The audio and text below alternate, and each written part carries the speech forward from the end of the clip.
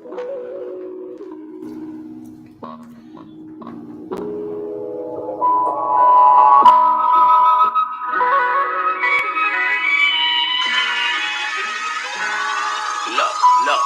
a people chaser. I make something out of nothing. I don't want no favors. Everything I got from hustling, food on the table. I bust my ass and break my neck to get that check. I deserve some respect in this motherfucker. I'm a paper chaser. I make something out of nothing. I don't want no favors. Everything I got from hustling, food on the table. I bust my ass and I break my neck to get that check. I deserve some respect in this motherfucker. 2 years removed from high school, start getting on my grind, applying my dues to the organization, running the game I choose to create a lane and to make a motherfucking move. Funny how I got here, but on the spot. What it do? What's happening with it? Y'all already know what it is. You tuned in to another episode of Everything Boxing. There you go, talking that boxing again. And yeah, we're going to cook once again today. So when you come in the building, make sure that you smash on my like button and jump in the comments and let me know you're in the building. Cassandra Mason, the queen, in the building. Up in the trees in the building. Herb Mo 91 in the building. Walking Dove in the building. Omega Red, what's happening with it? Mike Ron, what's good with it? Yes, sir. And we gonna cook today. So as you come in the building, make sure that you smash on my like button.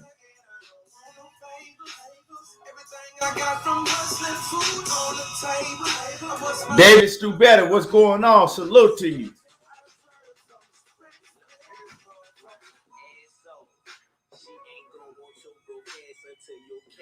Yeah, let's cook today. It's a, a lot of shit been going on. A lot of things been going on in boxing. A lot of things been going on in boxing.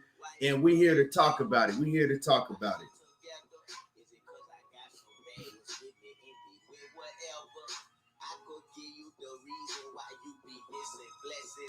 cause you always on my shit be pissing excellent.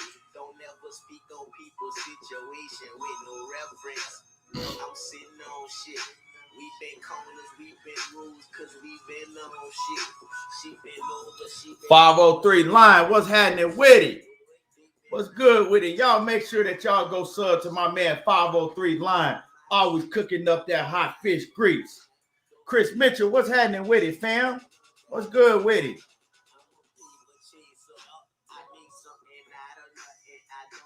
Yeah, so we got a lot going on.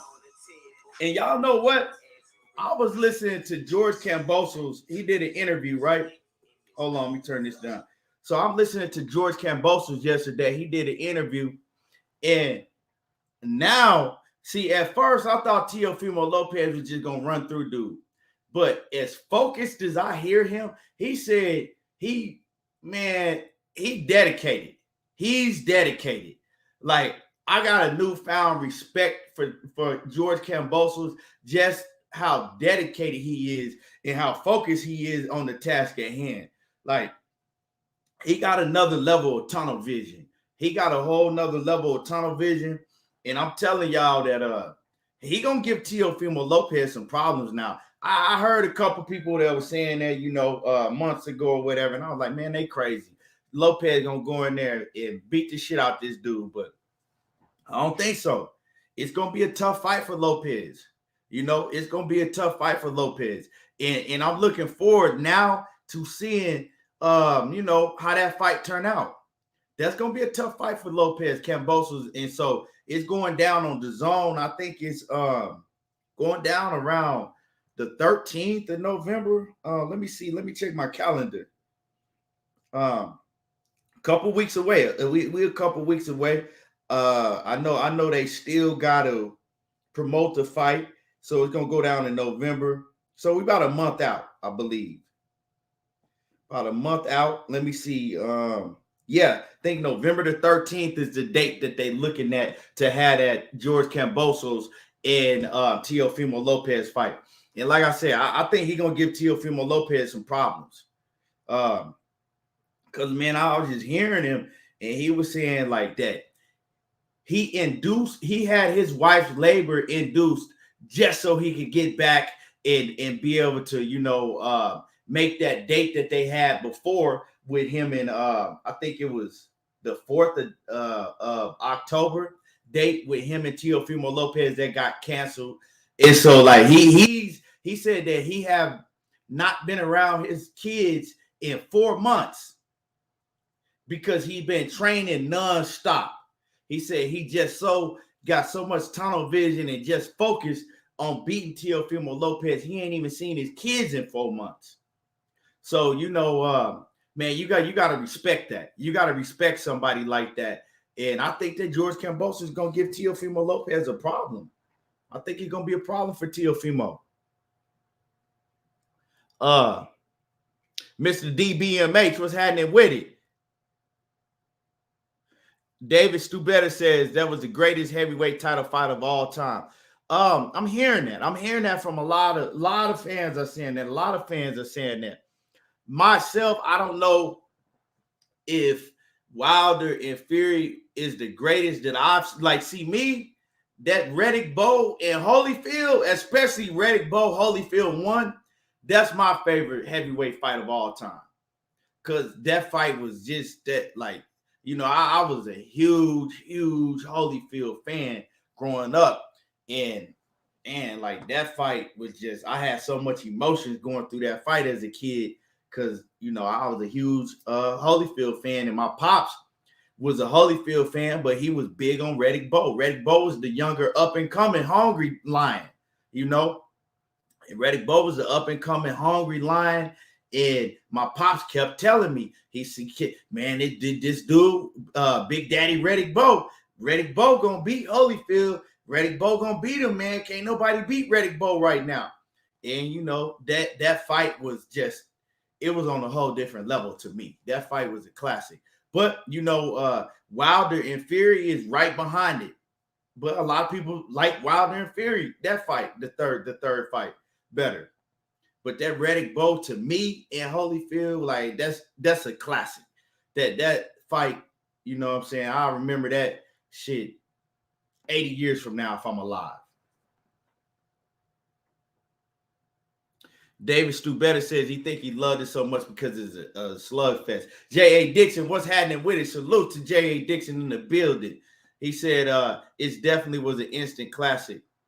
Wendell Jackson, what's happening with it? DP Rocker in the building. What's good with it? Once again, the Queen Cassandra Mason. Salute to the Queen Cassandra Mason. Butter B, what's happening with it? What's good with it, homie? And like I said, y'all come in the building, smash on the like button. Make sure that you hit that like button so they can, get at least some of my notifications out. But yeah, so to me, the Wilder Fury, and I got to be right there. I got to be right there, center row, and see the fight up close. And man, it was a hell of a fight. Hell of a fight. I appreciate you. I appreciate you, David. Yeah, you can catch the run back. You catch the run back, man. I appreciate you tuning in. But yeah, so it was a great fight. The Wilder and Fury, a fight that I remember the rest of my life, and I was privileged to be able to be there and witness it happen. But the greatest heavyweight fight of all time, I don't have no problem with anybody saying that. It's all an opinion on what you like. Like my man said, he think it's the greatest heavyweight fight of all time because he likes a slugfest.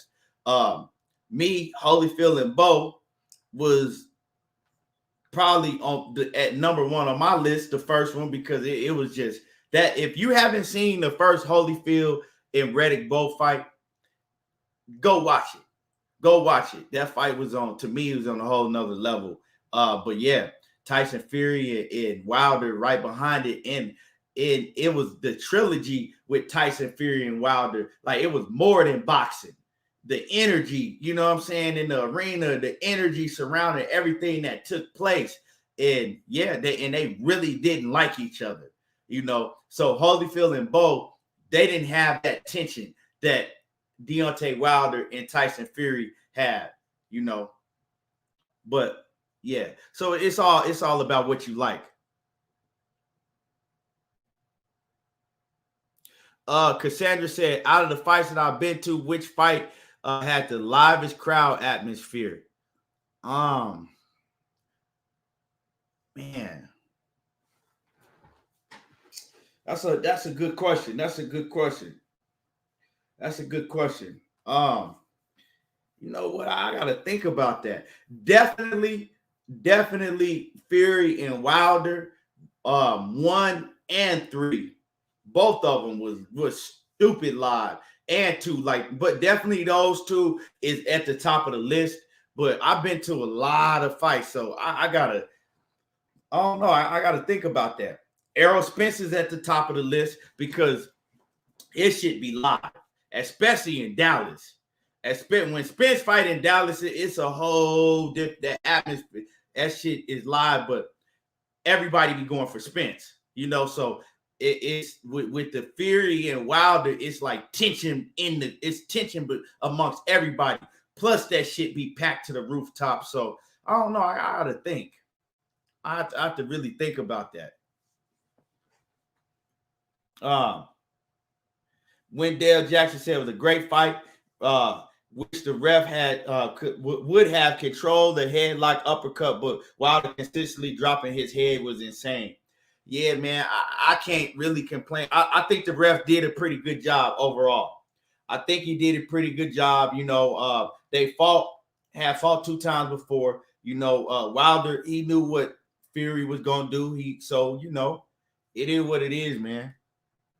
Let me see. KG off in the building. What's good with the KG? Salute. He says, yo, what's good? Salute my dude Key at ETB channel and everybody in the chat. Salute and hit the like button. It's free.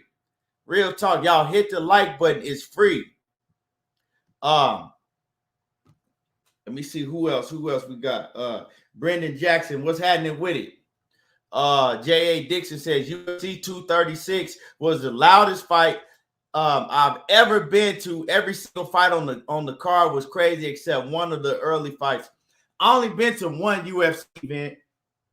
It was back in, I think it was 2011. John Jones fought Ryan Bader. John Jones fought Ryan Bader on that UFC card. It was maybe it was 2010. It was the weekend of the Super Bowl, I believe, when Pittsburgh played the Packers. When Pittsburgh played the Packers in that Super Bowl that year, that Saturday night, I don't remember what UFC number it was, but I remember the main event was John Jones and Ryan Bader, and that shit was popping. It was popping. Yeah, and I've seen the UFC atmosphere, the crowd from TV, and that shit looked like it'd be crazy. But like I said, I only went to that one UFC event. He said, J.A. Dixon said it was the Izzy and Gastelum card, UFC 236. Yeah, I remember that one. 503 Line said Errol Spence and Mikey was the loudest one for me. Yeah, that shit was crazy. That shit was crazy. So Cassandra Mason says, so what is true that they switch referees? And if so, who was the original referee? Mike Ortega was supposed to be the original referee in the Wilder Fury this trilogy fight, and they switched the referees at the last minute, but it really didn't turn out to be a factor in the fight. You know, like I said, I think the referee did a good job. You only can do so much when you got 2 big ass men, you know what I'm saying? 240, 280, you know, and I think he did a good job.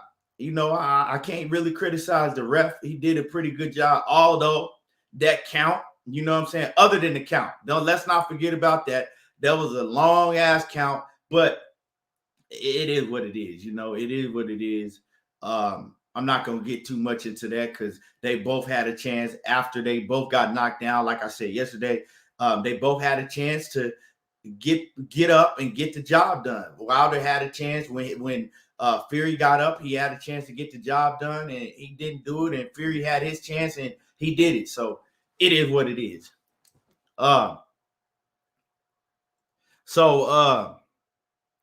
Cassandra said, yeah, the ref held it down. Yeah, he did a pretty good job. He did a pretty good job. So I can't, I can't come on here and complain about that. But anyway, let's go ahead and get into other news. Let's talk about let me see what I want to get on first. You know what? I'm gonna say that for tomorrow, but let's go ahead and get straight into this Canelo Alvarez shit. Let's go ahead, because I'm not finna be on here for too long today. And if if they miss it, they come in late, they just come in late. It is what it is. But so Canelo Alvarez, I'm watching him on the Last Stand podcast, and he did a pretty good interview. It amazes me how good he can speak English, how well he speaks English. But for years and years, when he was with Golden Boy, he refused to speak English. So a lot of people didn't even know that Canelo Alvarez could speak English. So it's good he's speaking English. He talked about a lot. He and shout out to Brian Custer for asking the questions that everybody want to know. So he asked Canelo Alvarez about working with PBC. Do you see, doing business, getting in, going over to the PBC side? And Canelo was like, no. He says, he said, well, yeah. Well, he says no and yes. He says, I'm not looking to get in under no contract with anybody. He says, I like how I'm working now, where he says, I want to be able to make the biggest and best fights with everybody. So if it's PBC, I can go over there and work with PBC. If it's DAZN, I can go and work with Eddie Hearn. So, and I like that. If he stick to what he's saying, I love that. Keep yourself, to where you're not under contract, to where you can move and work with who you want to work with. And I like that, right? That's how it should be, especially when you get on the level of Canelo Alvarez. When you get to that level in your career, keep it to where you can move around and ain't no excuses to where, promoters in the way, you can't make the fight because promoter and all of that. So keep it to where you can move around. So I really like that. And I like that Brian Custer, asked that question, because a lot of people want to know, like, what's going on with you? Is you signed under Eddie Hearn? Are you, pretty much exclusively to DAZN, but they let you, move around to make this fight happen because it's undisputed? But so in the future, if he does get past Caleb Plant, because a lot of people think, oh, that's just, set in stone already. No.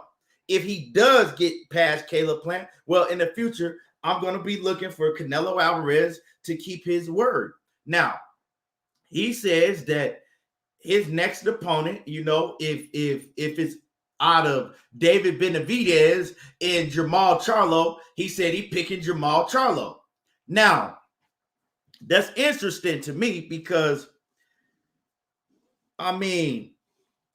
for a long time, people would say that he wouldn't fight Jamal Charlo, right?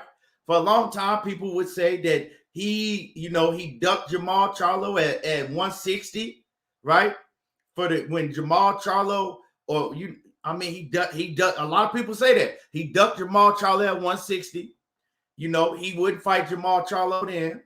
Now that Jamal Charlo has showed some vulnerabilities, right, in his game, he showed that, that he can be beat. Now he's really adamant of, I want to fight Jamal Charlo. And so he made it clear, like, if it's between Jamal Charlo and David Benavidez, well, he's picking Jamal Charlo. Now, we know that David Benavidez is of half Puerto Rican descent. A lot of people think that David Benavidez is the much tougher fight than Jermall Charlo. I mean, Jermall Charlo blatantly ducked David Benavidez. That's just what it is. You can like it or not. He blatantly ducked David Benavidez. You can't call somebody out and then say, "Oh no, I was just playing." You know what I'm saying? Nah, he blatantly ducked David Benavidez. David Benavidez was on his helmet. We all know how that took place. So, now Canelo Alvarez is kind of adamant, going at Jermall Charlo, like, yeah, I want to make that Jermall Charlo fight. And I'm really thinking, like, well, Jermall Charlo is a 160-pounder. He stated that he don't want to come up, right? Jermall Charlo has a belt at 160, but Jermall Charlo don't have a belt at well, of course he don't have a belt at 168. So, I don't know. Maybe he got some kind of deal with Al Heyman, a verbal agreement that he would give Jermall Charlo a shot. But I don't understand, because Jermall Charlo is saying that Canelo got to move down to 160 because that's where he fight at. So it's confusing with me, because Canelo, now he's on Jermall Charlo's helmet. And Jermall Charlo is acting like, he acting soft and timid, talking about, well, Canelo got to come down to 160 if he wants to see me. But before, Jermall Charlo was acting like the big bad wolf. I'll go and see Canelo, whatever. I'll go to 168. I'll go to 168. You know what I'm saying? I want to fight Canelo. Now, with Jermall Charlo, it's a whole different energy. And now Canelo has a whole different energy. So I don't know what the fuck going on with neither one of them. But I do know that David Benavidez, I would like to see more so David Benavidez fight. And the reason I would like to see David Benavidez and Canelo Alvarez fight more than I would Jermall Charlo now, because at first it was Jermall Charlo.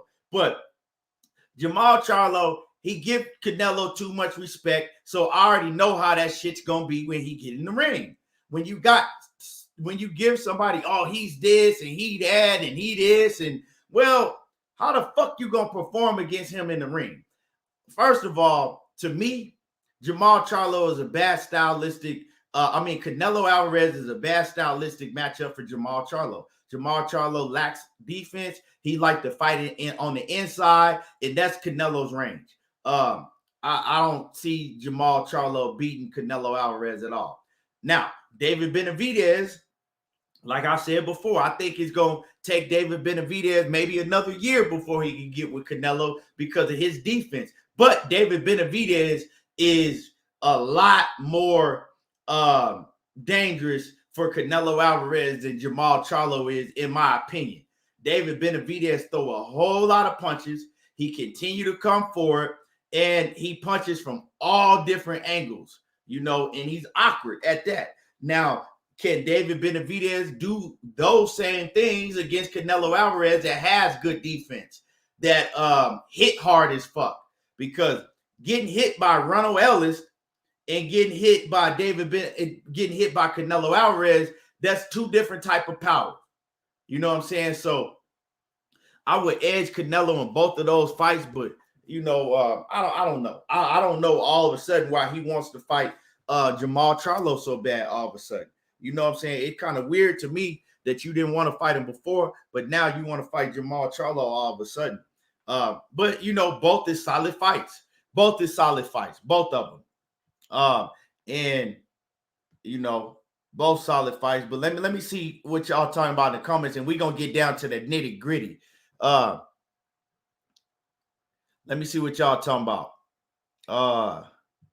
Knockout Boxing 86 TV in the building. What's good with it, Knockout? Y'all make sure that y'all go sub to Knockout Boxing 86 TV. And T Bibbs 100 in the building. What's good with it, T Bibbs? Oh, I got a surprise. I got a big shocker coming for y'all this week.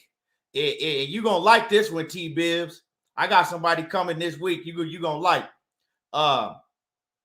Tyrod Jenkins says, did he duck Jermell Charlo? Did Jermell Charlo turn down a deal to fight Canelo? Get your facts right.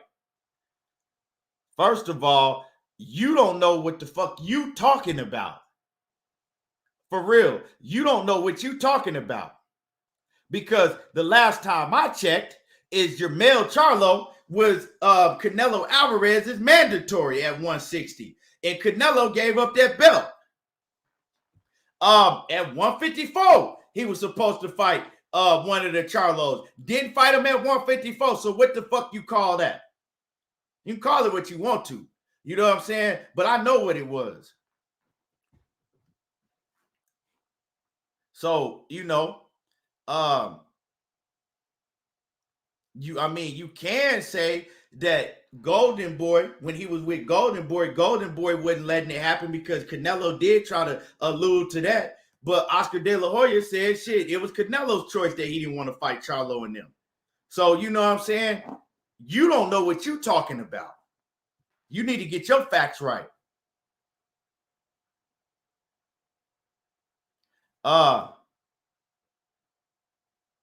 Brendan Jackson says, many have been saying Canelo beats Charlo regardless of the duck talk. Yeah, I just said that. You know what I'm saying? He beats Charlo, period. To me, Charlo Charlo can't beat Canelo. But that's besides the fact.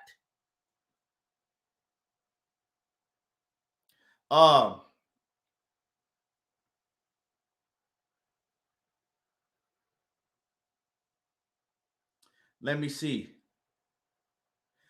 Juan Ramos says Benavidez defense way worse than Maul's. It ain't way worse than Maul's. But I'll tell you like this, Benavidez offense is way better than Maul's. So I don't know what you got. Coach, what's happening with it? What's good with it, Coach? And let me know. If you want to hop on, Coach. Cause I'm finna get down to the nitty gritty. Let me see what else we got.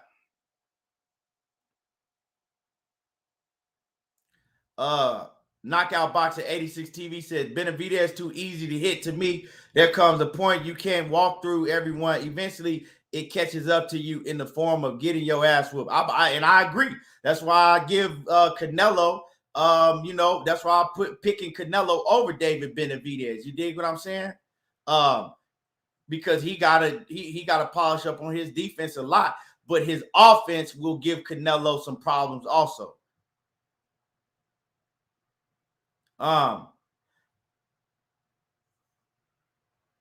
But yeah. So so let's go ahead and get into it. So Canelo Alvarez also goes on, to say when asked about Demetrius Andrade, and everybody know I'm not a Demetrius Andrade fan.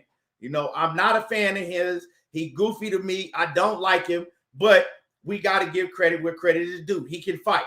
So when Canelo Alvarez was asked about Andrade, he says that he will never fight him because he's a horrible fighter. So he's like, well, why don't you want to fight him? He's been champion in different weight classes. He's one of the best fighters. So why don't you want to fight him? Is there a reason you don't want to fight him? Oh, no, just because he's a horrible fighter. I don't want to fight Demetrius Andrade because he's a horrible fighter.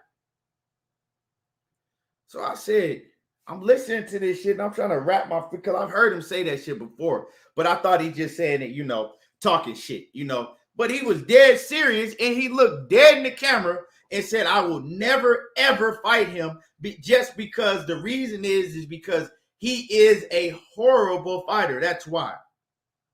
So listening to this shit, and I said, how is this man going to sit up here with a straight face and say that Demetrius Andrade is a horrible fighter? That's the reason you will never fight him.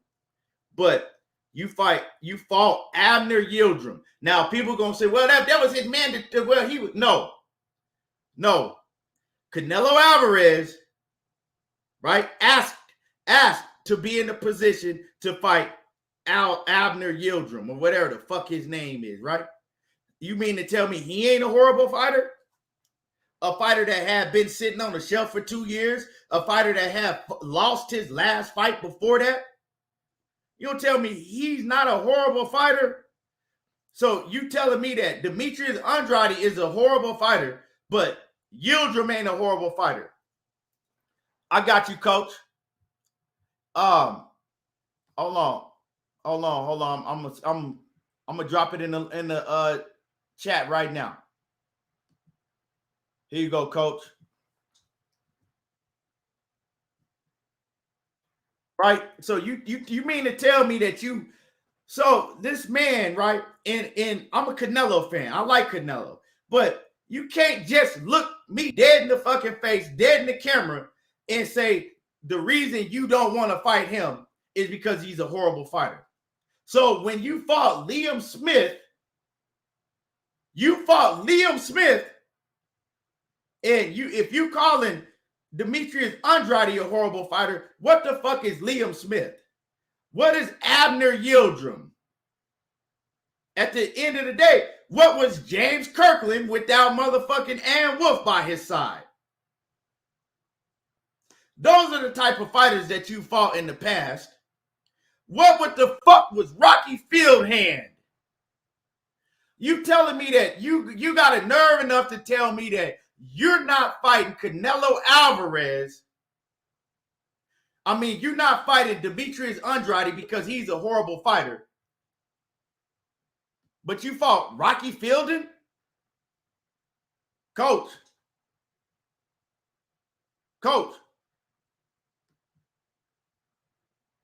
You fought Rocky Fieldhand and fucking Yıldırım, a washed up James Kirkland, motherfucking Liam Smith.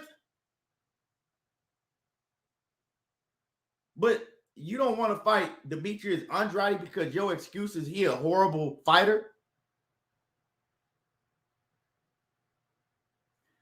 Well, Kirkland, come on, we got to keep it real. A Big Texas ATX, I got to keep it 100 when I talk this boxing. And I mean, salute to, and I like James Kirkland, but James Kirkland, come on now, let's keep it 100. James Kirkland wasn't, when he fought Canelo, he wasn't that. You know what I'm saying? He was done by that time. I mean, look at his resume. It show you. I mean, that's just, he was done. I mean, he didn't even fight no more after that. You pull up James Kirkland. Around the time he fought Canelo Alvarez. So, he fought Canelo Alvarez in 2015, right?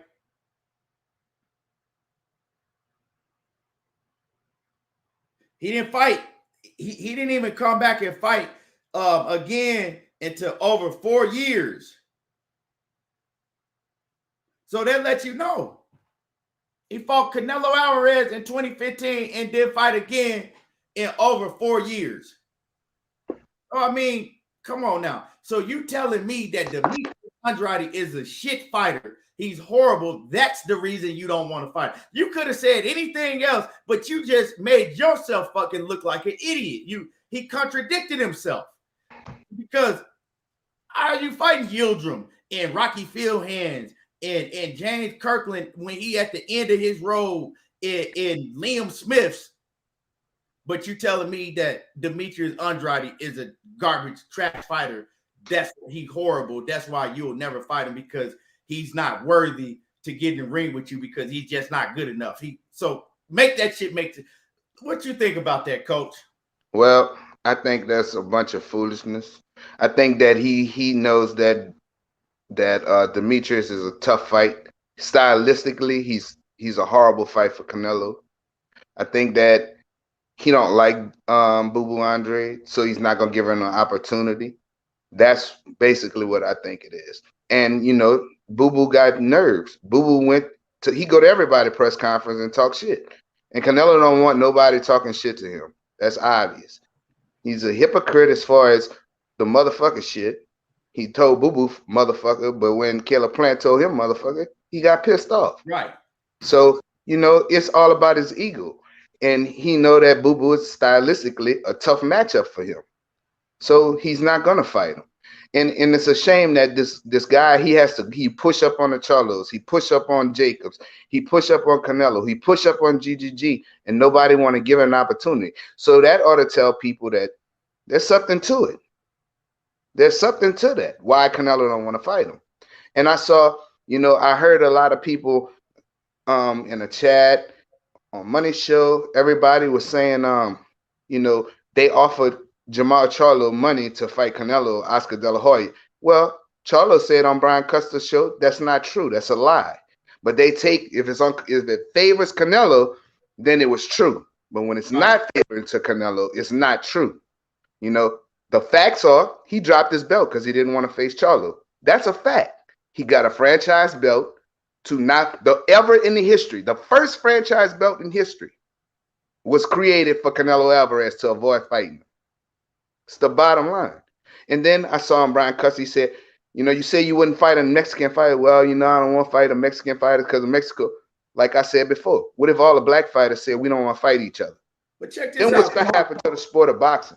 Because when he said that shit, it's like, it didn't make no sense to me because, you remember when he started talking about that he wasn't going to fight a Mexican. See, people forget. When he started saying he wasn't going to fight a Mexican fighter is when they start putting his name with what's his name? Goddamn, that's at 175 now. Zurdo Ramirez. When they start, because at one point that was the talk.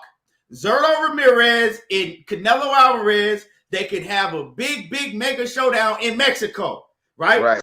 That's when he started saying that he would never fight a Mexican fighter. People forget that he didn't want to fight Zurdo Ramirez at that point in time, right? So then it was always said, I don't want to fight no Mexican fighters. But when it doesn't make sense because wouldn't you want to make money with your people? Man, if you offer your people, wouldn't you want to get money with your people? So that didn't make no sense to me at all. Oh, well, I don't want to fight another Mexican fighter because I'm, pro-Mexican.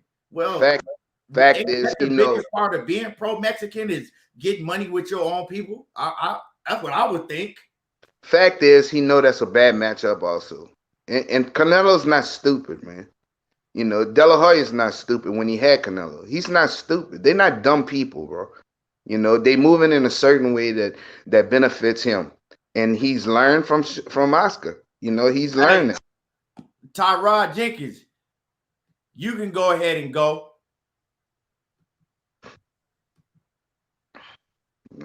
Who that is? There's I don't. Right, go ahead. People think that just like I was on Money Show last night, and I was on BTB show yesterday. People think that I don't like Canelo. It's not that. I don't like the way he moves. I don't like the way he pick and choose. With Boo Boo, how I felt about Yıldırım. This shit is terrible. You picked, and people saying he was his mandatory. He was not his mandatory. Mauricio Suleiman, out of his own mouth, said Canelo requested to fight Yıldırım. That was a request out of his own mouth. It was on the interview. People don't believe it? Look it up. David Benavidez should have been the next one he fought, but he's not. But he can't keep running. He gonna either move up or he gonna give up them belts. If he win against Caleb Plant, he gonna give up them belts because after David Benavidez washed Usagadagi, he got to fight him because he's gonna be mandatory for two of those belts. So you can only run for so long, but you're gonna have to face that man. You're gonna have to face him. He gonna try to fight Charlo before that. But I told everybody this: watch and see after this fight. If he get past Caleb Plant, watch he fight GGG again. Watch. Something I don't want to see. Because he did give GGG his respect in the interview. He said he was a great fighter. Yeah. You watch. But GGG is a fight that is tailor-made, especially now. He tailor-made What's good? Hold on. What's good with it, Herb? I had to make sure it was you. You know, you got to get on that camera. You on mute. Hey, what's good, dog? What's happening with it? I had to make sure it was you, man. You got to get on camera because you know these dudes be doing weird shit. Nah, I feel it. Yeah. But go ahead, coach, and then I'll get to you, Herb. Yeah, I mean, you know, everybody, it's one thing to be a fan of somebody, but it's one thing to be a boxing fan. You know what I'm saying? It's okay to like a fighter, but I'm a boxing fan. I don't like fights that I know who the winner is going to be. I like fights where it's going to be a challenge for both fighters and may the best man win, where you don't know what's going to happen. In most of Canelo fights, we already know the outcome of the fight. You know, we know who he's going to, we know if he get in front of a flat-footed fighter, he's going to beat him. He's going to step on him. And the reason is, he's got great skills. He punches hard. He go to the body hard. He has great timing, and he got fast hands. Right in the middle of the show, my show. You know. So it's just I'm tired of seeing that. I want to see him fight somebody who's gonna put up a challenge, and then you're gonna have people that say, "Well, he make those fighters look easy." No, that's not the case. It's not the case when you're not fighting the fighters that everybody knows is gonna put up a challenge for you. We keep seeing you going up against the Rocky Philhand, the Yıldırım. We tired of seeing it. When you fought better competition in the lower weights, even though at 154, he had an opportunity to become the undisputed champion at 154. These are facts, right? He had an opportunity. Boo Boo had the WBO belt, right? And he didn't want to fight Boo Boo. That is a fact. So then you didn't want to become undisputed you didn't want to become undisputed at 168. We didn't hear that out of your mouth until David Benavidez lost his belt. You never said David Benavidez's name, ever. These are facts, bro. I'm not making this shit up. So, go ahead. He's saying, I see somebody say, who is Canelo Alvarez fighting that we want to see again? Well, the question is this. Has Boo Boo gone into a press conference of multiple people and still can't get a fight? That's a fact, bro. He went to GGG, he talked shit to him. He went to Charlo, he talked shit to him. He went to Canelo and talked shit to him. So they don't want to give him an opportunity. And then Canelo gonna say, you want payday? Yes, he want payday, just like at one time you wanted payday. See, that's what fighters forget. You forgot that when you was getting it out the mud, somebody had to give you an opportunity to showcase your skills. If you beat him, you beat him. If not, like Floyd did. He gave you an opportunity. Floyd didn't have to fight you, but everybody was talking about you. So Floyd said, okay, well, let me fight you. And when you feel that you are the best fighter in the world, you're going to fight the best. Floyd fought the best. 26 world champion. 26. And so that's the mentality of these fighters nowadays, except the ones that's not scared to fight everybody. Errol Spence not scared to fight nobody. Terrence Crawford ain't scared to fight nobody. And if he's given opportunity, he gonna fight Errol. It's a fact. If everybody was like that, we wouldn't be having so much animosity online right now, because you got these diehard people who follow these fighters. But be honest with yourself. That's all you got to do. Be honest with yourself. Look and see who these fighters are. They going up against the ones that everybody is talking about, that they want to see? And they not. Devin can't buy a fight. They fighting each other all around Devin. Devin can't get a fight. So, it's the same. That's what I'm saying. People need to. I'm gonna say this. Well, what you say, Keon? I'm gonna say that because people are always talking about, oh well, who have they fought? Who have they fought? Well, you can say that about Jamal Charlo, because Jamal Charlo actually has people that's called him out. You know what I'm saying? That he could have fought. But you can't say that about Demetrius Andrade, because it's impossible to get a fight if these motherfuckers won't fight you. So although I don't like Demetrius Andrade, you gotta keep it 100. He been calling everybody out. But what's your reason for not liking it, Keon? Huh? What's your reason for not liking Demetrius Andrade? Mm-hmm. This certain shit he just do. I don't like. He goofy as fuck to me. I don't like when he came out and he was talking about Errol Spence was on steroids and like he just do a lot of goofy shit I don't like. You know what I'm saying? So I don't like him. You know what I'm saying? But as a fighter. But as a fighter, he is a good fighter. He a really good fighter. He got great skills, and he can do a lot of things in the ring that could cause any of these dudes problems. So just because I see, that's the difference between me and a lot of these motherfuckers, right? I'm a boxing fan. So right. Although I might not like you, I'm not gonna get on here in front. You know what I'm saying? And shit on you just because I don't like you. Me personally don't like you, don't have nothing to do with how well you can perform in the ring or if I think you can beat somebody or not. Now, so we can't continue to say, oh, who has Demetrius Andrade fought? Yeah, I understand, but if you really look at the facts around it, he's been trying to fight all of these dudes, and none of these dudes want to fight him. You can't say the same for Jamal Charlo. Right. So if you want to say who has somebody fought, well, you can say that about Jamal Charlo, but you can't say that about Demetrius Andrade. That's just the fact of the matter. Now, he's went around, ducked, whatever you want to call it, Demetrius Andrade from 154 to 160 to 168. Right. All these weight classes. Demetrius Andrade said he'll fight him at whatever. He said if he move up to 175, he said he's willing to go to 175 to beat his ass. So why isn't he up there? What's he waiting for? And he's all talk. I mean, why doesn't he call Benavidez right now? Hey, Benavidez, we're going to fight. Whoever the winner is going to be the #1 mandatory for Canelo. What's he waiting for? An invitation or what? Wait. First of all, you trying to say that Demetrius Andrade don't want to call out David Benavidez. Well, I'm not saying he doesn't want to call him out. Why doesn't he just tell him, hey, we're going to fight?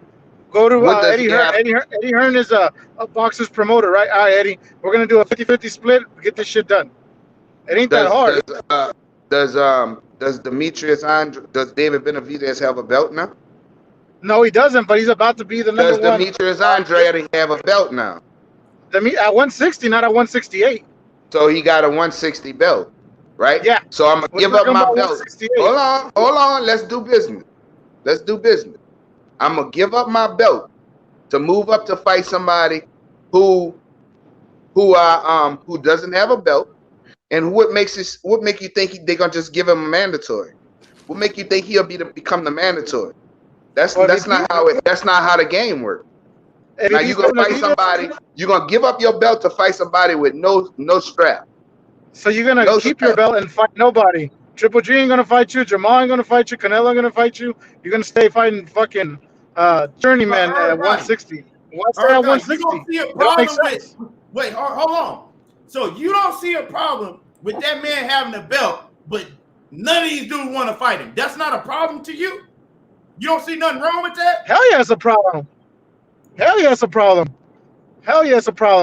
would see it more as a problem for Maul or Charlo. Yeah, that's a problem because it's in your weight division. Like bro, and he got a belt. I mean, I agree. I would like to see Maul fight him or Triple G, but they ain't gonna fight him. They're not gonna fight him. I don't know why. I'd like to see a fight. Canelo, I want to see him fight him too. But nobody wants to fight him. I don't know why. He's being blackballed. It's because of his style. That's why. I mean, but you really think Triple G's afraid of Demetrius Andrade? Like, keep it real. Triple G afraid of Yes, he is very afraid of Triple G. I mean, Triple G is very afraid of Demetrius. You want to know why? Because Demetrius Andrade, he punches hard, he's slick, he's left-handed, he got great feet, and Triple G a flat-footed fighter. That's your answer. I don't think so, man. I don't think he's afraid of him. He might lose, but I don't think he's afraid of him. If the money's why he don't want to unify? Why he don't want to unify?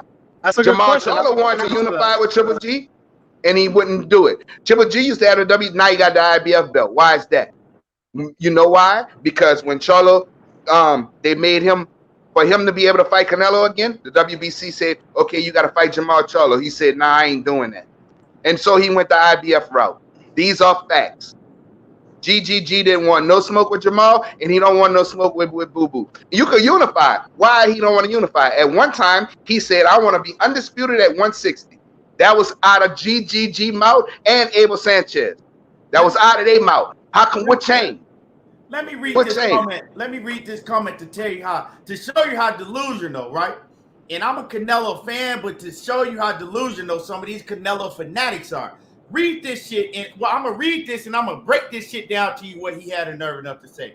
Canelo got belts, dummy. He says, so Andrade can give up his belt, go up for Canelo, but can't give up his belt and go up for Benavidez. That don't make no sense. Even Canelo had no belts. Andrade was still. First of all, Canelo has the belts.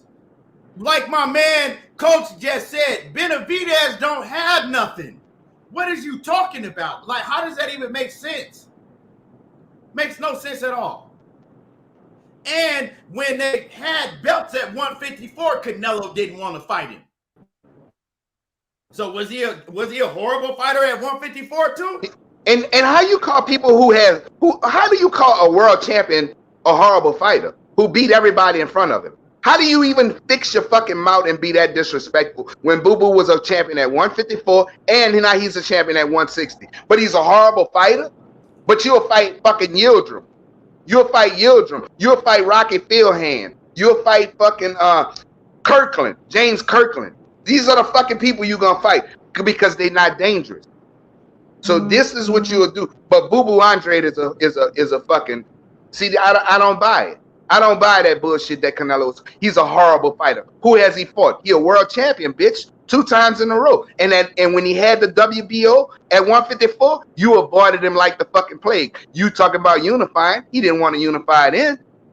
Why he didn't want to unify at 154 when Boo Boo had the fucking strap? He didn't want no smoke. These are facts. And now, Juan, let me answer your question, Juan, what you said, right? Because I know you from Houston and you ride with the Charlos. That's cool. But you got to keep it 100, right? The reason, because he said something like, why does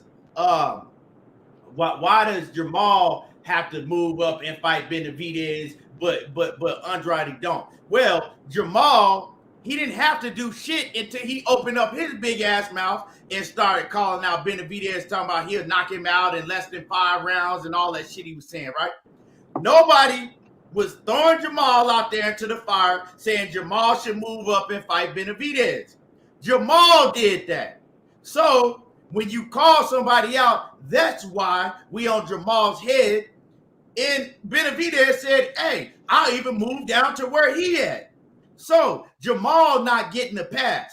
Andrade didn't call out Benavidez. If Andrade had called out Benavidez, well then we would be saying the same shit for Andrade. You can't call that man out and then say, nah, I'm just playing psych. Ain't no fucking no, I'm just playing psych. Herb, I got a question for you. You hear me, Herb? He's still on? Herb, you still there? Herb Gotti, you still there? I don't think you're in there anymore. Now, the question is this. I'll ask you this question, Keon. Real fighters. If Boo Boo Andrade had gone into an Andre Ward press conference and called him out, what you think would have happened? He would have got that smoke. No doubt. Who he didn't he get when your boy called him out when he was at 175? What happened? Huh? He would have got that smoke. Let's make the fight happen. You talking shit? We're gonna find out who the best. Right. But instead, you just talking shit, paid that you want this. Nah, motherfucker, you the money man, no doubt about it. But I've been calling you out since we was at 154. Let's make it happen. You're a horrible fighter. In other words, I don't want to fuck with you because your style is too goddamn hard. Bottom line, that motherfucker can fight. They can say whatever you want. He could be fucking dressed in the flower fucking blouse, all the fuck he want. That bitch can fight when he get in that ring. And I'm gonna keep it real, Coach. I think Canelo beats Andrade right now. Now, back when they was at 154. Hey, so Coach, who's better, Coach? Hold on, Herb. Let me. I don't know. I don't know who's better, Plant or Andrade? Who do you think? I think Plant. Who do you think is better, Plant or Andrade? I don't know. Yeah, because and I they think both Canelo's got, gonna beat Plant. So what's gonna? I don't know who's better out of those two. And I don't know who's better out of Canelo and Plant yet. When they get in the ring, we're gonna find out. November 6th, we're gonna find out who's the best. That's what we're gonna think. But don't think this is gonna be a cakewalk. I'm sorry to tell all the Canelo fans. This ain't gonna be It's gonna be a his cakewalk. hardest. Buddy's gonna win. This is going to be Canelo's hardest fight he ever had. I Point think so blank. too, Coach. I think this is gonna be the toughest fight he Nah, ever I still had. think the Floyd is harder, but Nah, I mean, besides Floyd. But that's besides that. But I'm saying Caleb Plant is bigger, he's stronger, and he got skills, and he a natural 168 pounder. And he fought hard. He fought at, I think he fought 170 in the amateurs. So, I mean, he's a natural bigger man that's accustomed to the weight and got all the skills. So this is going to be the toughest fight that Canelo Alvarez has had. But don't be surprised if Canelo loses this fight.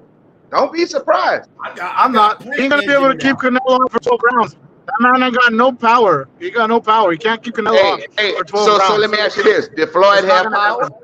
Did Floyd have power? No, before. But what? Floyd don't need power. Floyd got smart, he got everything else. You telling me Plant is a better boxer than Mayweather? You telling me Plant is as good as Mayweather? No. That's not what I said. I'm asking you a question. All he got to do is hit him hard enough to make him know you can't just walk up in here. That's all he got to do. That's what Floyd did. I'm gonna hit your ass hard as a bunch of times, and I'm gonna hit you hard enough to let you know you're not gonna just walk up in here.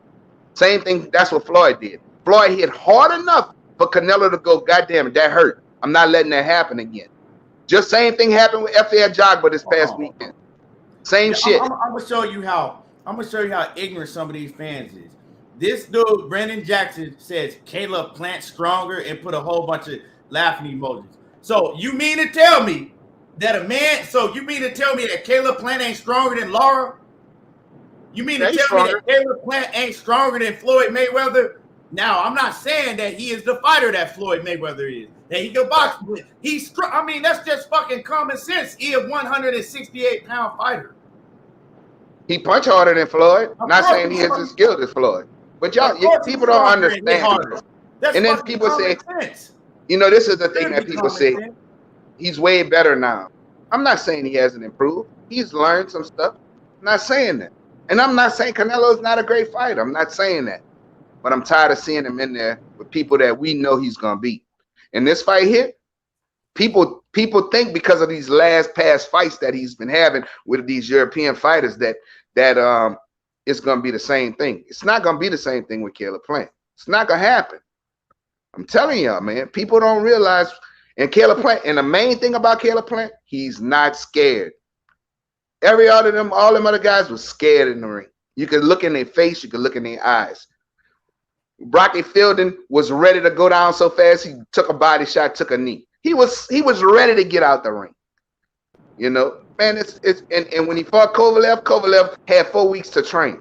He had just fought Anthony Yarde. Man hadn't even fully recovered in a tough fight. A tough fight. And that was about money because he had got in trouble from hitting that woman and had to pay restitution for that shit. So that's what that was about. Don't get it twisted. Then you come back and fight Yıldırım.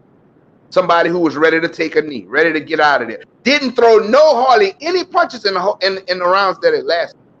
Come on, man. People look at it.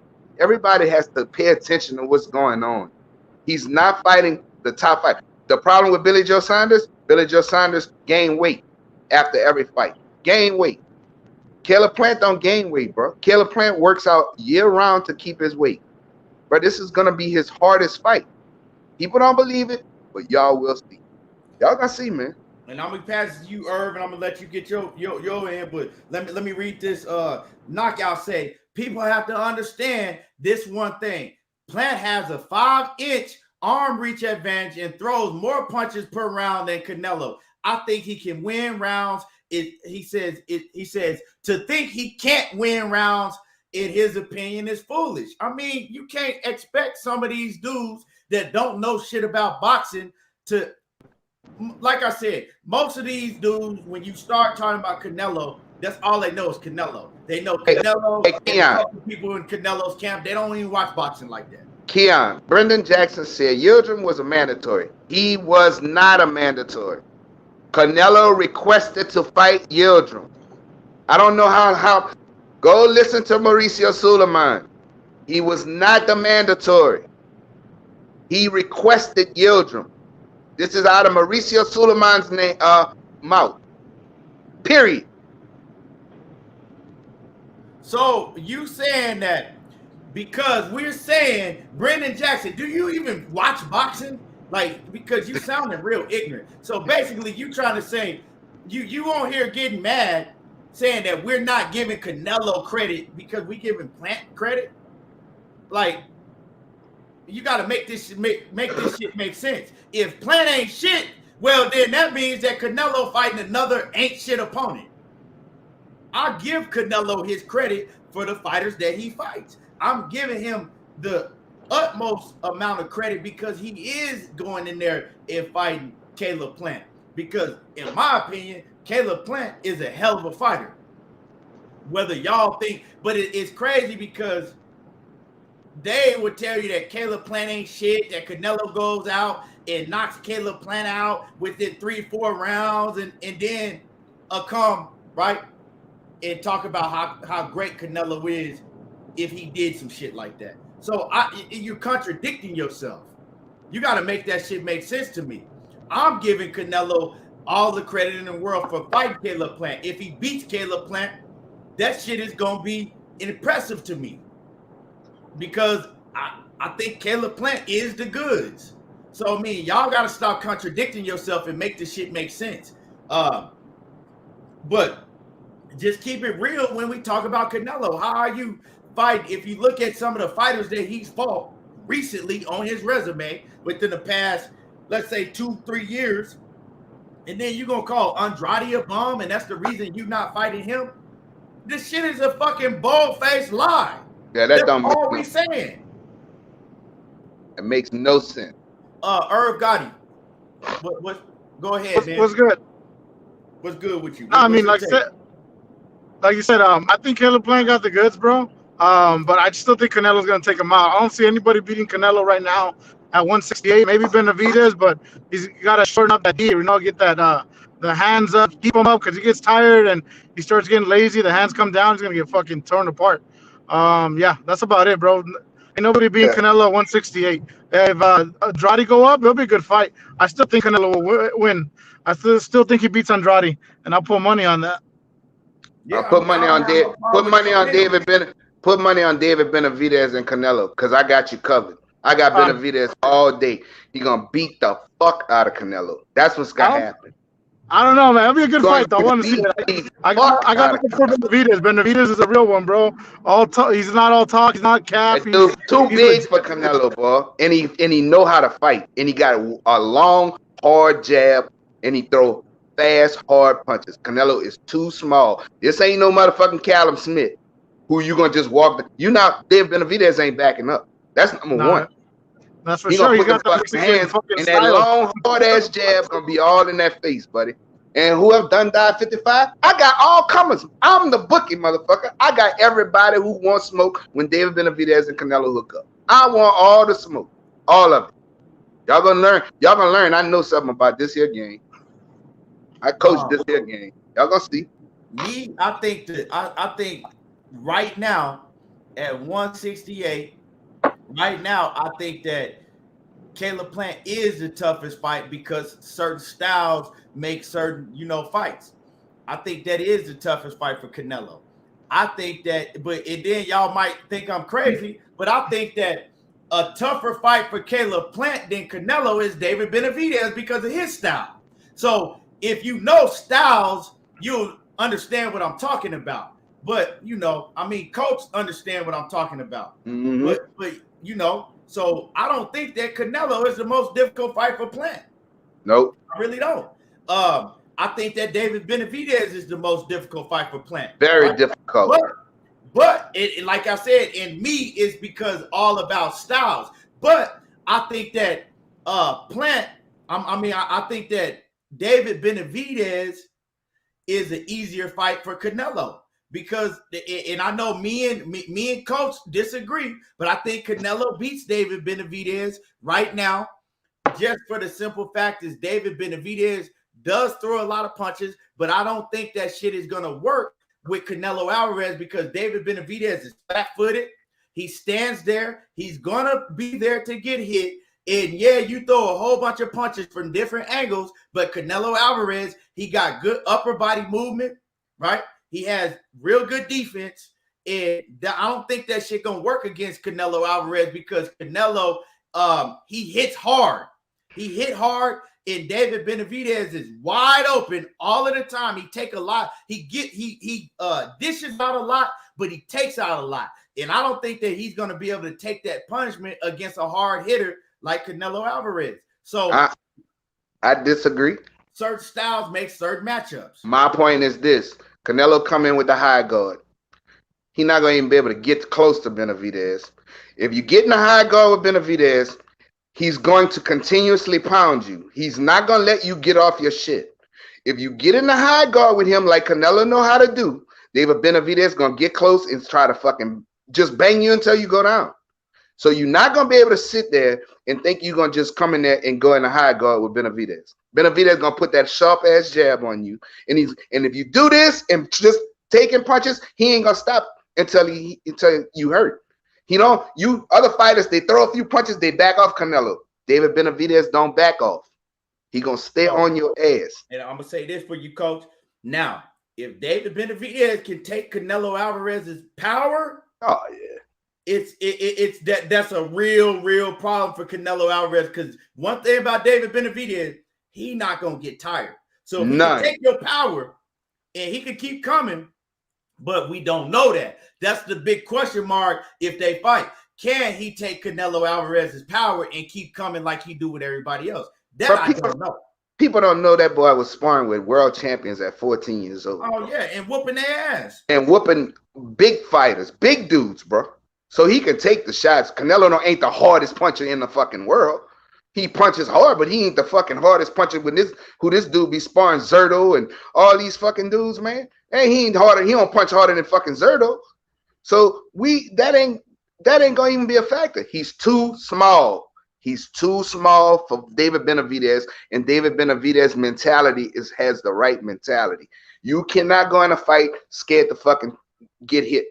You can't do it. You're gonna get hit. So you might as well go out on your fucking shield if you're gonna go out.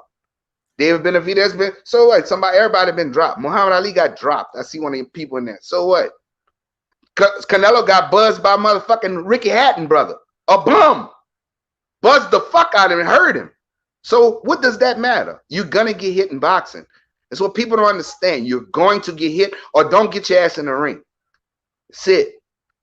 And he gonna take a lot of that'll be the night that Canelo get his ass, and that's gonna be a bad beating too. It ain't gonna be no eating, it's gonna be a bad beating. Watch and see what I'm telling you. If he get past Caleb Plant, because Caleb Plant agree with you right now with the Benavidez. I got Canelo over Benavidez, but I got Plant over Canelo. I got Plant over Canelo. You know, but it's a 50-50 fight. Like, you know, the Plant and Canelo, that people don't understand. See, they think in Canelo, right? He looks at Plant as food. Yeah, he gonna be in us. He gonna give a rude awakening. Canelo looks at Plant as easy as food, right? And he did say, he was like, well, I know it's gonna be difficult for me in the first about 5 rounds. He said, I know Plant will be difficult for me in the first 5 rounds. He said, but after that, he says, I'm going to do my thing and I'll get him up out of there, you know, within like 8, you know. No, Plant is built different than that. See, people don't understand that. About 80% of boxing is mental. Right. You know what I'm saying? Plant already got the skills. Canelo's beating a lot of these dudes because, like you said, they're afraid of him. They don't have the mental capacity to get in there and beat him, right? Even though, what's his name? That he fought last, the fucking, Oh yeah. Billy Joe.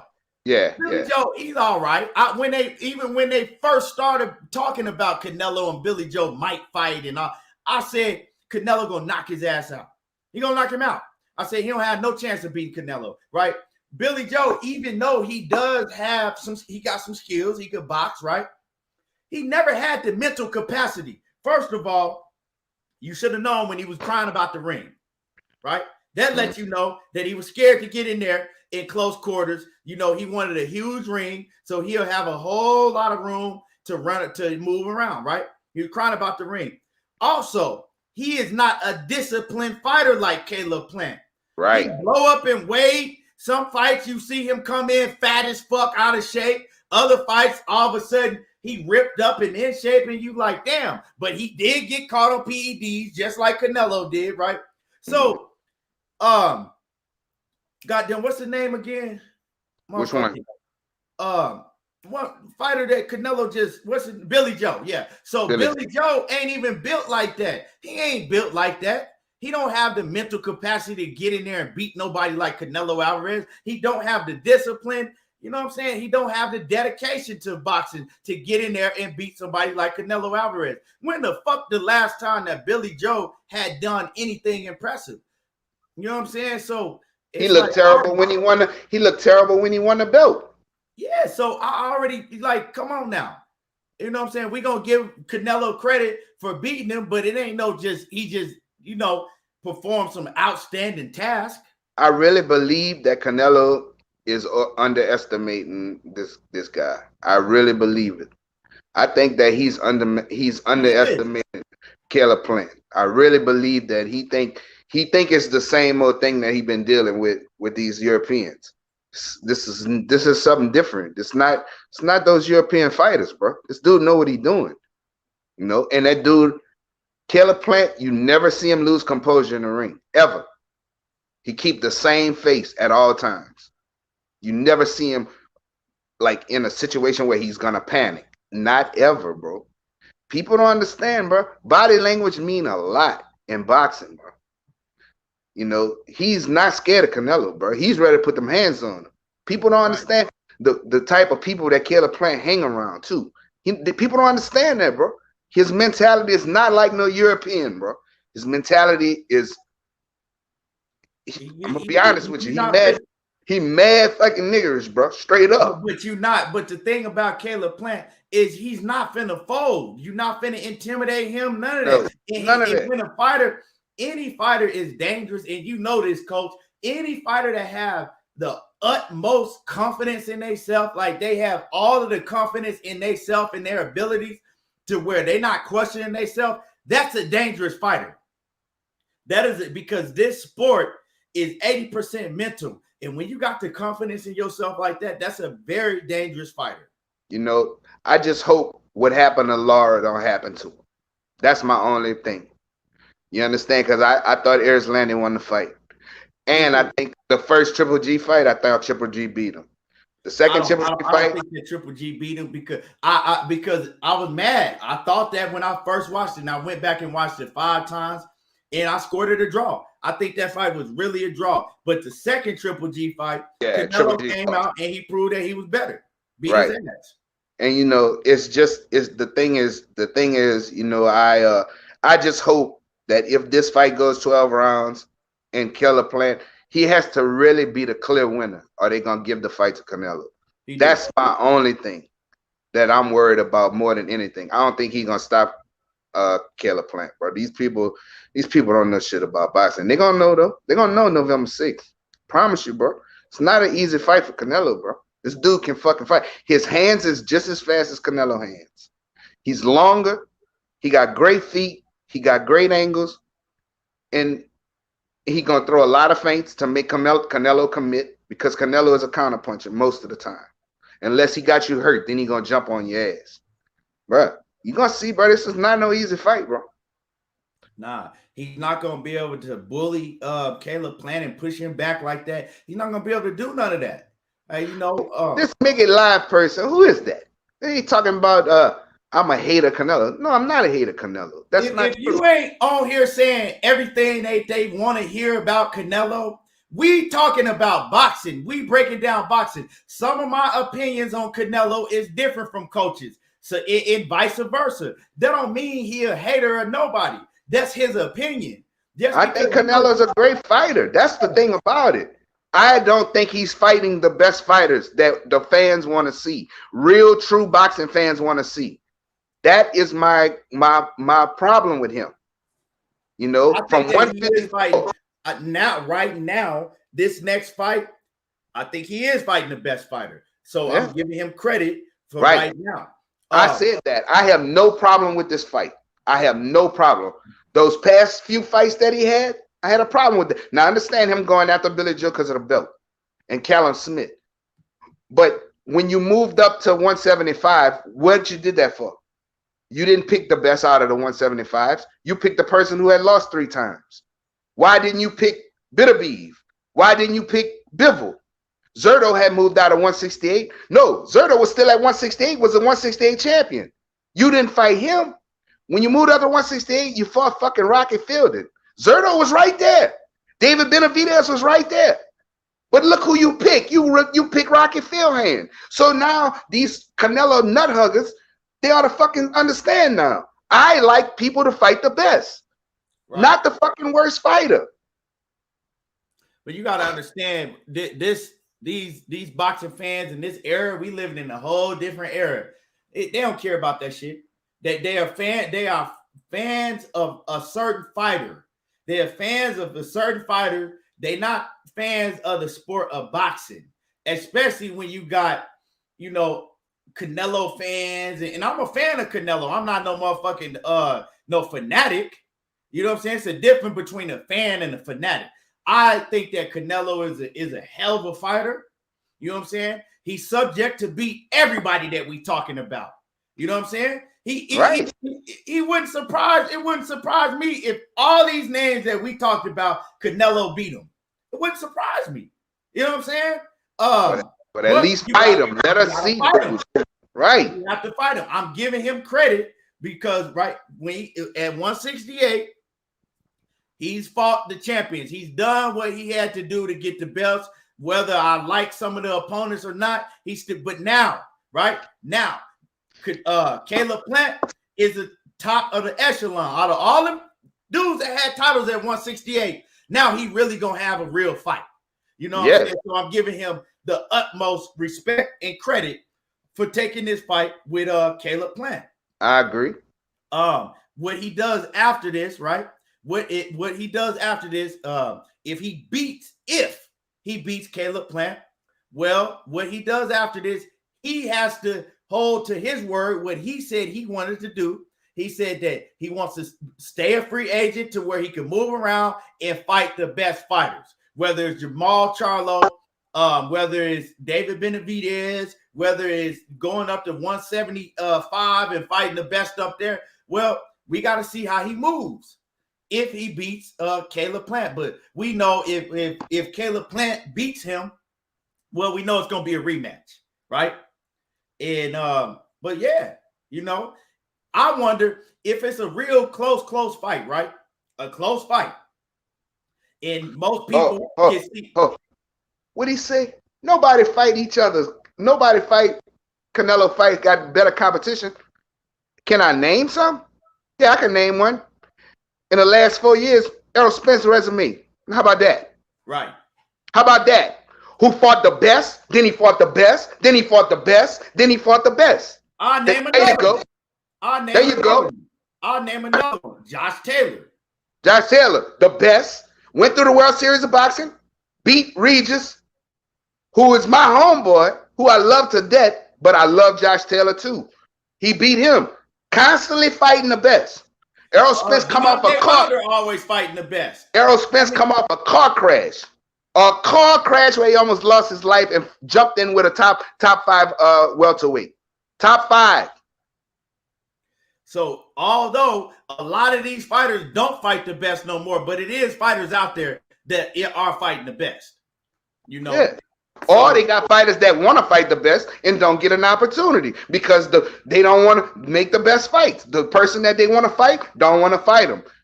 Ubu Andre, David Benavidez. I mean, I don't even think Charlo didn't want no smoke with Benavidez. I'm being Charlo straight up honest. Charlo he ain't moving right. You know what I'm And saying? he ain't moving right. And I'm gonna talk about his ass too. You know, when we get on here and talk about Charlo, they don't get mad. It's okay. But then when we talk about Canelo, it's all of a sudden we hating and we don't fucking like Mexican fighters and this and that. Shit crazy to me. Hey, look at Lomachenko. Lomachenko fought the best. Oh, over and over and over. And he's from the beginning. He got his feet wet in his first fight, then he fought for a title. So don't give me that bullshit who Canelo fought. I don't want to hear it. That's bullshit. Boxing is what have you done for me lately? Boxing ain't for all of that bullshit, bro. I want to see what the fuck. That's why when I speak on Canelo, my stance is okay. I'm gonna leave that alone. I'm gonna leave that past shit alone, right?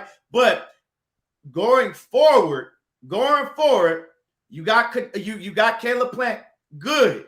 If you can get past Caleb Plant, going forward, we're gonna be looking at you, right? We're gonna be looking at you and want you to live up to what you said you were gonna do. That's all. That's one thing.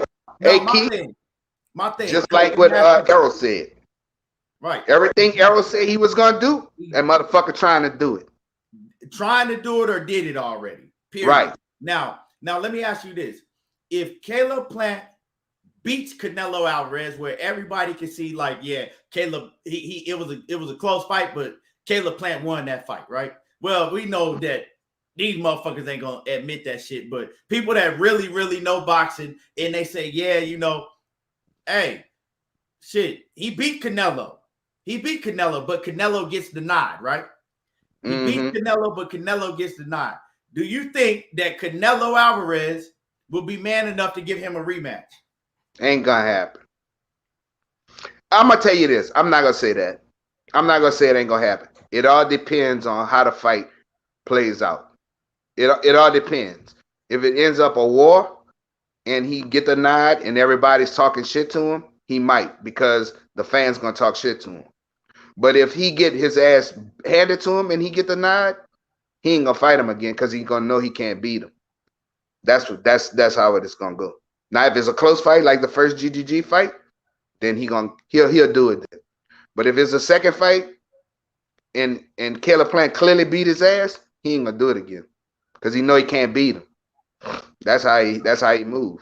And now I want to see the excuse that's gonna come out, because since motherfucker talk about Yıldırım was his mandatory after David Benavidez flushed Uzcategui, he gonna be his mandatory for 2 belts. Let's see what Canelo gonna do now. He said he gonna fight for 7 more years out his own mouth. That's what he said. So you gonna have a mandatory, motherfucker, and it's gonna be that long, lanky motherfucker, Mexican Honduran motherfucker. That's who it's gonna be. So I want to see if you gonna move the same way. That's all I got to say, bro. That's a bad motherfucker. Told me he hope I keep the same energy once Canelo beats Plant. Well, you gotta ask me what energy you do. I want to know what the fuck energy you talking about and telling me to keep the same, because I could have swore I just told you I have it a 50-50 fight, but I got Caleb Plant edging it out. I got Caleb Plant winning, but it's a 50-50 fight, meaning that it's not going to surprise me whatever way it go. Right. It ain't going to surprise me if Canelo Alvarez win it. It ain't going to surprise me if Caleb Plant win it. Right.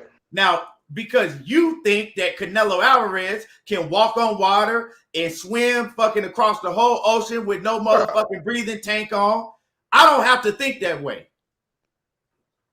But you know, people, bro, they don't know skill levels, bro. They just know they love the person who they love. That's it. They can care less, and then it's a nationality thing and all of this bullshit. I could give a fuck if a motherfucker is purple. That bitch can fight. Just like motherfucker told me on here, I don't like European fighters. That is a lie. I love Josh Taylor. That motherfucker can fight, Jay. He one of my favorite fighters. So I don't want to hear that shit. I like his fucking style. And that's just that. He got heart of a lion. I like his style. So people can say whatever they want, bro. Because you don't agree with them on some shit, they gotta troll you and do all of this shit. I got trolled so much last night, but I just sit there and go, well, you fucking bunch of dummies. Like, you know, this shit don't make no sense. About boxing, though. They don't know shit about boxing. They never fucking step in a ring in their fucking life and want to talk shit. Ever. And don't know shit about boxing. They just know about that certain fighter, and they cling to that certain fighter, and everything is that. No, I'm not. This is we talk boxing. We break down real shit. We don't have the same opinions on things, but we talk boxing and we keep it 100 over here. That's what it is. Yeah, bro. It's ridiculous, bro. I sit here and I be listening to what people say. You know, it's just unbelievable, bro. You know, I know y'all talked about your boy yesterday, Deontay and shit. You know, I'm disappointed, bro. I'm disappointed in his conditioning. That was my main thing, because everybody who knows boxing that you cannot get in the ring at this level and not have any win. You don't want to run. You don't want to do road work. I can't say that. I can't, because I talked to Tay and he said they did a lot of road work. They did all of that. Well, if you notice, Wilder didn't get tired, right? And Wilder didn't get tired until after the third round, when he got hit and he got dropped. So a lot of that is from, when you get hit right there, that shit can knock off your equilibrium, and he's had it happen to him before. So maybe he has, he gets that damage faster than, other fighters that never took that shot right there. Because then you see him start getting tired real fast. But he needs to give it up, bro. Did you see, bro, if you get hit there again and you keep fighting the way you fight, you're going to get hit there again. He swung, then he came back with a fucking left over. Tyson Fury shifted and just bam, and dropped him. He hit him right there. And he dropped him. And I'm sitting here and I'm going, bro, you didn't bring up your left hand. You didn't bring up none of this shit because you're tired. The thing is this, Keon. Mark Breland said it. I've talked to Mark Breland personally. And he even said it on if you go and look it up. Mark Breland said he would go in the gym. He started off with Deontay, right? Hold on. I'm gonna have to come back. All right, bet.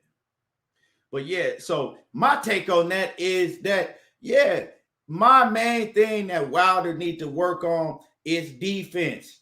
Because when you're fighting a long fighter that can fucking hit you from a whole different room, you know what I'm saying? Look how long Fury is. Look how big he is.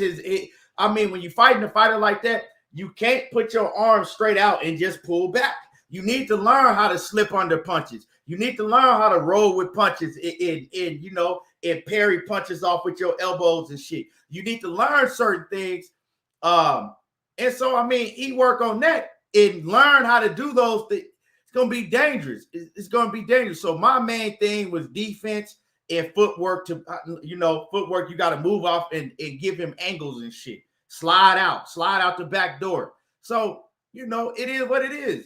Fury is better, but at the same time, none of these other dudes in the heavyweight division can fuck with Deontay Wilder. None of these other men in the heavyweight division can beat him. And it's the same for Fury. Nobody else in the heavyweight division can beat Tyson Fury. So it is what it is.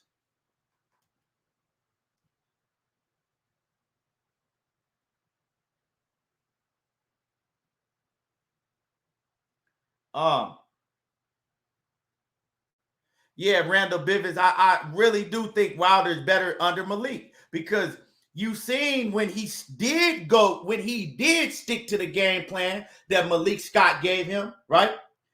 He was giving Fury a whole lot of problems, but he got away from the game plan. As soon as he got hit and he got dropped, when he got back up, he just threw the game plan out the window and went to try to slug with Fury. He got away from the game plan, right? I never seen Mark Breland give him a game plan that beautiful. So we got to see a small amount of it. What if he did? What if he had stuck to the game plan? If he had continued to listen to the instructions that Mark Breland was giving him. But from listeners to Tay, from what I heard from Tay, is Tay said that Wilder said that he was basically just fighting. He said after he suffered the knockdown, after he got hit right there in the ear, he said it knocked off his equilibrium. And he said he barely didn't even know where he was at. He said he was just, fighting on pure hard. And that's why he got tired. That's why he was tired. That's why he didn't have no legs. He never recovered from that first knockdown.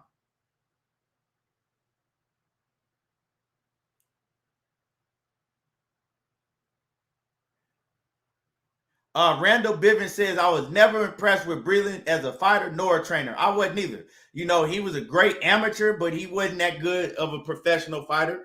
And you can't be a great trainer to a fighter that you're not invested into emotionally like that, right? He was just a trainer. They had no relationship. They didn't even have each other's phone numbers. They didn't even talk outside of the boxing ring. He was basically in there going through the motions to get a check. They didn't have no fucking relationship with each other. It's different with Malik Scott. So, of course, Wilder's going to listen to Malik Scott a lot better. So it is what it is, It is what it is. The outcome is the outcome. What happens already happened. Wilder, now he got to pick himself. You know what I'm saying? He got to hop back up and, come back better. He got to come back better.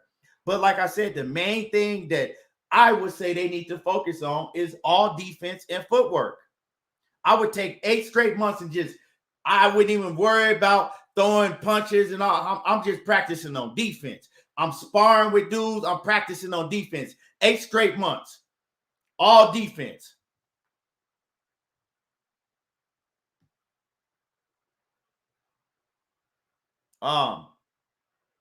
That is the biggest issue to me. I know other people say different things, but the biggest thing to me is the lack of defense. You can't have, especially with somebody that got fucking, like I said, Fury could be sitting in the house and hit you outside. That's how long his arms is. So pulling straight back and putting your arms straight up like that and trying to, knock Fury's hands, that shit's not gonna work. He catching you dead down the center every time, and then your hands is straight out, and all he doing is wrapping right around your shit. He wrapping right around you. So I mean, yeah, it's defense. If he learn how to parry that shit and slip up under it and come around, he's gonna be so dangerous that shit wouldn't even be fair, right? If he learned how to parry shots off, right, roll with punches and slip under punches and shit, he would be so dangerous, it wouldn't even be fair.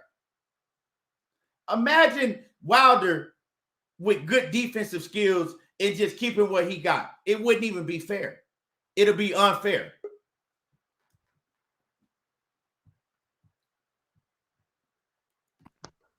What's up, Coach? I'm gonna let you get in before I get up out of here. What's good? All right. What we was talking about was Deontay. People sitting here saying that Malik did a good job and all of this shit when none of it was implemented in the fight. You watch him on the pads, on the videos, he's slipping punches, he's going downstairs. He didn't do none of that shit. All he did was throw a straight jab and he threw a right hand to the body a few times in the first round. Now, Mark Breland made a statement. He wrote it down when he came out. He put it out there. It was all written down. He said he would come in the gym, and he said that if Deontay wasn't in a good mood, because JD's or whatever his name is, he pretty much ran the show. If Deontay was in a bad mood, he would tell everybody, even Mark Breland, don't say nothing to him, don't talk to him today. If he didn't want to skip rope or run or any of that, don't ask him to do it. This is out of Mark Breland's mouth. Now, it showed that Malik Scott ain't do no different. He reverted back to the same old Wilder, pulling his head straight back, fucking not using his jab, not being aggressive, not fucking slipping punches, not keeping his hands up. He did everything. He had 18 months to get his win together. He let Tyson Fury. People say, man, Tyson Fury leaned on him. Well, Deontay Wilder let him lean on him. Deontay Wilder wasn't turning him. Deontay Wilder wasn't using his arms to fucking push his fat ass off him. He wasn't doing none of that. Now you got a dude look like the Michelin Man who never get tired. You built like you from Wakanda. and your ass getting tired. He could say all that bullshit about he got hit behind the head and all this shit. You put your head here, not behind the head. When in his ear. It ain't bullshit, coach, because he did get hit in the ear. Yeah, and so did Tyson Fury. When Deontay whopped him, he whopped him right there. But guess what? You can tell when you are in shape, Keon, when you are in shape, when your body is in, you got lung capacity, not just your body. When you got lung capacity where you can fucking go and go and go, that's when you're ready to get in the ring and fight. You could listen to Tank. I guarantee you that Deontay Wilder, he even said it himself, he don't do road work. Mark Breland said he don't do road work. Let me tell you this, because now y'all trying to make it on like, oh, well, he just never do road work. That's why he tired and this and that. Well, hold on. Let's fast forward back, because when he was with Mark Breland and he wasn't doing no road work like y'all saying, right? He never got tired. His power. Wait, hold on. You never seen him get tired in the fight until the second Tyson Fury fight. When hold on, that is true. When he got hit in the same place, his equilibrium was off, and he never recovered from getting hit right there. In both of the fights, you see him get tired. Before, Wilder never would get tired before. That was one of the biggest things that we would talk about, is that Wilder, right? He had great stamina. His power was the same from the first to the last round. He never used to get tired. He never got tired. We never seen him get tired in a fight like that until the second Tyson Fury fight. This is not true. Look at the first Ortiz fight. He got tired. He got hurt. And he knocked out Ortiz in the 10th, 11th round. Hey, look, I'm not saying he didn't retain power if he caught him. I'm not saying that you don't get bursts of energy, but as far as being on point all the time during the fight, he got tired. Not only that, go and pull it up. I'll show it to you. Deontay Wilder got stopped more than one time in amateurs because of fatigue. That same shit you saw. Because of fatigue. Not because he didn't have the skills to get the guy out of there. Twice I watched him get knocked out. Twice in amateurs. You can pull it up and look at it on YouTube. Because of road work. He don't like to run. Bro, he don't reinvent the wheel. All the fucking greats. He had the great equalizer. That's what he depended on. That's why he was knocking people out. Yeah, I'm not saying he didn't still have punching power, but you keep taking these shots over and over with a high volume puncher like Fury, you're going to get beat. If you don't get him out with that right hand, what's plan B, bro? That's the problem. Nothing changed. Once he got hit or got and letting him lean, you wasn't teaching him to spin off of him. You wasn't teaching him to move and make Fury miss. You wasn't teaching him this shit. You look great on the fucking pads and execute nothing when you get in the fight. So Malik Scott didn't do shit to me. People can say what the fuck they want. I wouldn't have dealt with Deontay Wilder unless it would have been under my terms. You're going to do road work every fucking day. You're running 5-6 miles every day. Morning, and then you're doing another 6 after the gym, and then you go and run in the daytime. Muhammad Ali ran.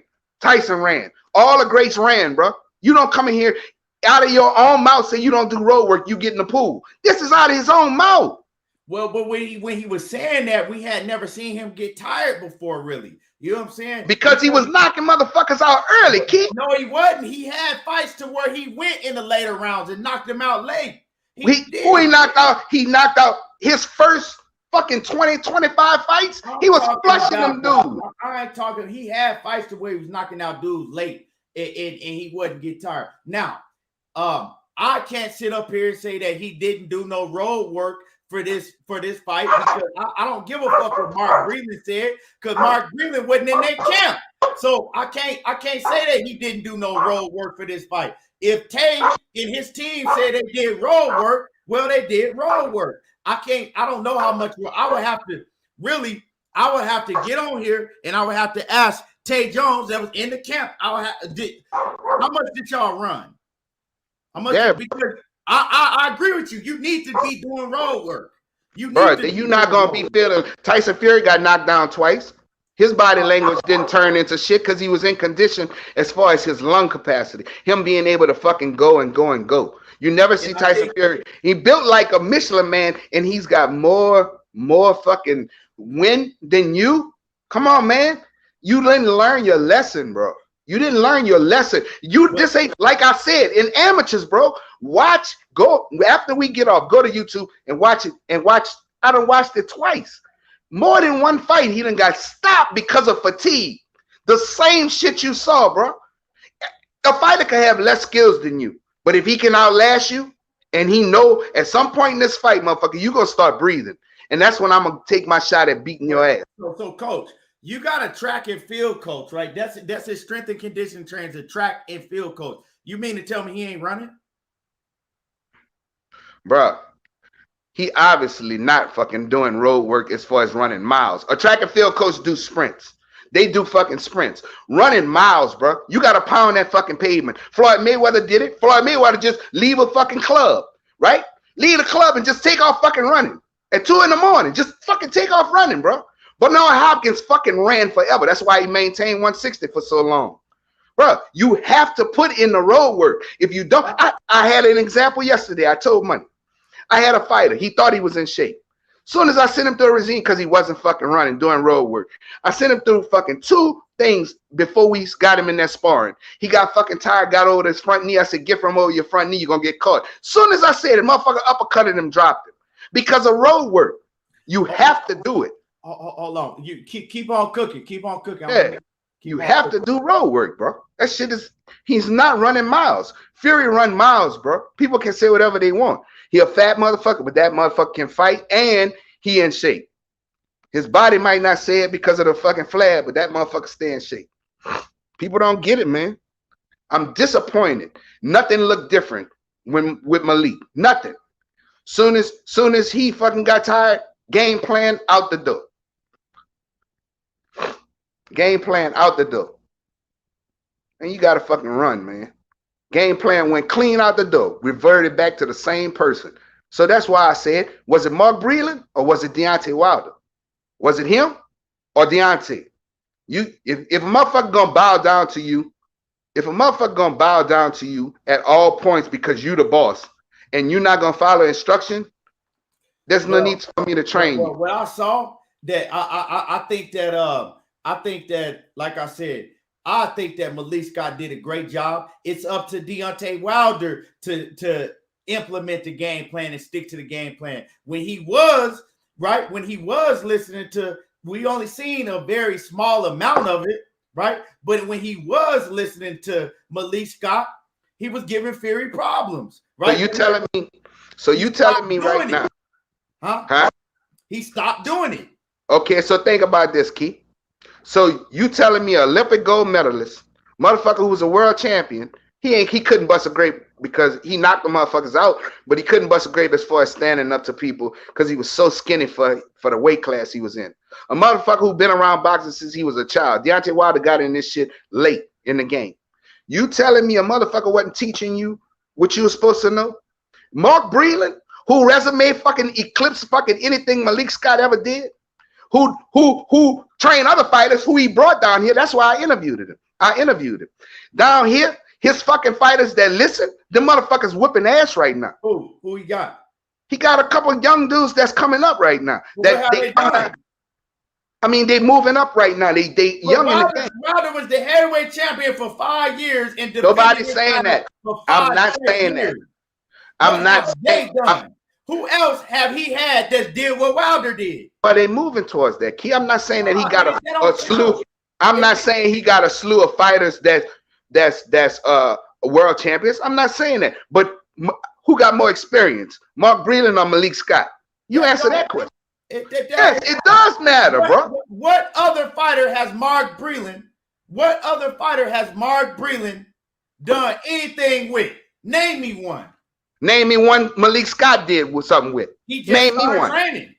He just. So you got a fucking trainer who just started training, and you got a motherfucking ex-world champion. You have to start somewhere. You got to start somewhere. Yeah, okay. You start with the fucking former heavyweight champion of the world. Who brought you out the mud, nigga?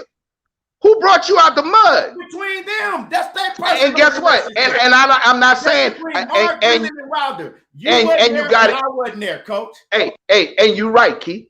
You right. But I do know this. Nothing changed. That's for sure. The same Wilder that we saw in the second fight was the same fucking Wilder we saw in the third fight. The same one, bro. Right after he stopped listening and went back to his old tactics. It wasn't listening. You can't blame that on Malik Scott. It wasn't a listening. It wasn't a listening. The listening wasn't the problem. When you executing a plan, you got to be in shape to execute the plan. You play ball, Keith. I play ball. I boxed. I know one thing. You could be better than a motherfucker, but if they're in better condition than you, and in the fourth quarter, your motherfucking ass is tired, they're going to beat your ass. You're right. That's my point. My point is, at least that should have changed. Malik Scott should have told Deontay, you want me to work with you? Every day, I need you to pound that fucking pavement in 8 miles. Every day, bro. But like I said, from what I'm hearing, he said, because Tay said he asked, I was watching Tay, and Tay said he asked Wilder, like, why the fuck you get so tired? Like, you know what I'm saying? Because they in training camp, he saw how great shape he was. He said, man, it wasn't that. He said, I was in great shape. He said, but when I got hit in that same spot in the ear, he said it cut my equilibrium off. And he said, after that, I was basically, he said, I started getting, after that, that was it. So we know when you get hit and your equilibrium gets cut off, plus you got a man that's putting all his 280 pounds on you, wrestling you, doing all of that shit. How that happen? It's gonna make a difference. How that happen? Who fault was that? Tyson Fury did what he was supposed to do. Yeah, Who fault was that? Exactly. Who fault was that? That was fucking Deontay Wilder's fault. When you was off camera, right? What you didn't hear, I said that the biggest thing, right? The biggest thing to me is the lack of defense and the lack of footwork, right? Because you got this, doing this and pulling straight back, that's going to work with these other guys that's have a lot shorter reach than you and that's smaller than you. Motherfucking Tyson Fury can hit you from the other room. His motherfucking arms are so long. So they both long arms.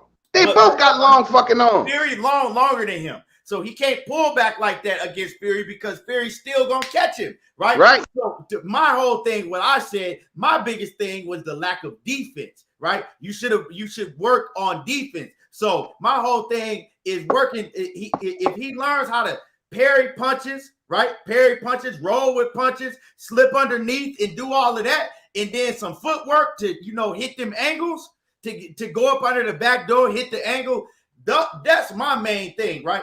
Because then you're not gonna have to worry about him fucking, just coming in straight, just coming in, bomb rushing you, putting his weight on you and all that. The footwork with the angles is gonna, right.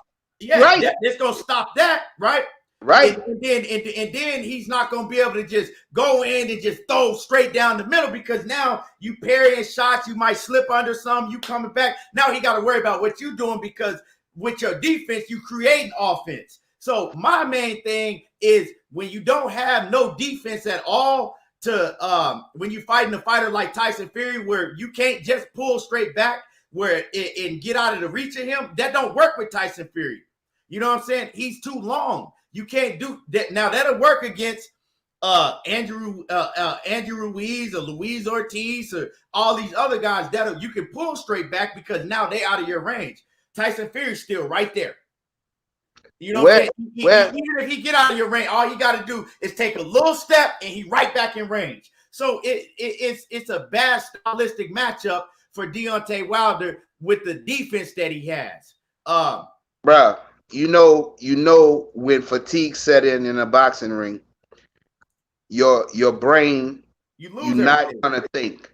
Yeah, you go back you revert back to the only thing that you know, or that you knew that your body been doing the longest. Right. Your hands drop, right? And all of that shit that you've been working on, it goes out of the door when you get tired. But the thing about it, we never seen Deontay Wilder. When we watched all of those videos of him, he fucking slipping down, going to the body, we saw zero. He did do that. He did it in the second round. He slipped under. He came to the body. But like I said, he didn't stick to the game plan.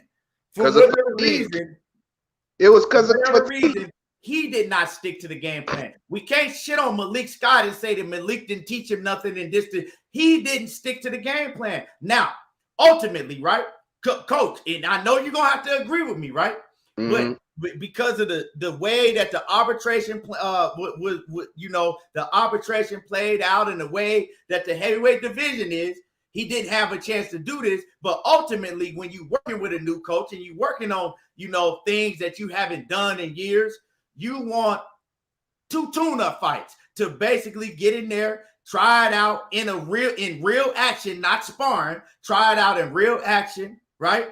Then take another fight, try it out again and get your confidence up to where you comfortable under the lights doing it. He didn't have a chance to do that. You don't learn new things and then hop in the ring with the best fucking fighter in the world, best heavyweight in the world, because you ultimately don't want to do that. Well, he really didn't have no choice by the way that everything was playing out. But Key, would have been better if he did have a chance to have 2 fights in between to work on the things that because remember when Tyson Fury switched his shit up, when he went to Sugar Hill, did he not have 2 fights?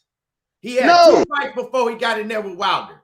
He had didn't know. Tom Schwartz and he had Otto Violin or whatever the fuck. He fought. No. The first fight he had his old trainer.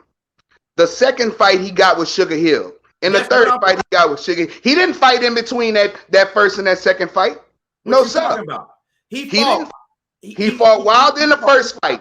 Sugar Hill wasn't in his corner. No, I'm saying after the first Deontay Wilder fight, he got rid of. Remember, he got rid of his trainer. Right. And he went back to Sugar Hill. He fought Tom Schwartz. He fought Otto. Yeah, he did. He fought Tom Schwartz and Otto Violin, and then he went and fought Wilder. The second fight?